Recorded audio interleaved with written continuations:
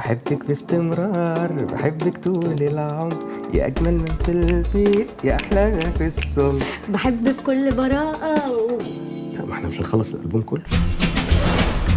خدي شيلي معاك حتة الحشيش دي. يا نهار اسود، حشيش يا شمس. في ايه يا عايشة؟ ما انت طول عمرك بتشيلي معاك، ايه اللي حصل؟ ماشي يا مان، اسف بتقطع كلام كويس، بس احنا داخلين على الكمين وتناقشوا في امور عائليه وفي ايدك الحشيش، ممكن ترمي الحشيش ولا شمع؟ ربنا يستر. انت اتصاحبت عليها ازاي؟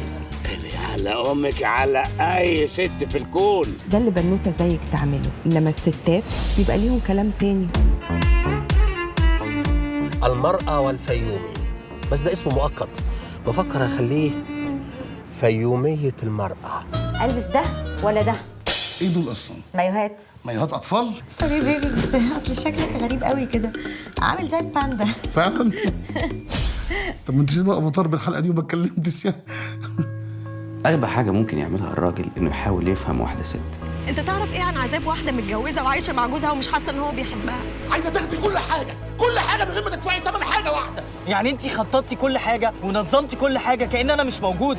الرجاله اللي بتخاف ما بتعمرش بيوت. احنا صحيح ما عرفناش بعض كويس قبل الجواز، بس كان نفسي تعرفني بعده. لكن الحقيقه بقى ان الجواز ده كده كلنا عارفين ان احنا بنكذبها، بس مش عاوزين نعترف.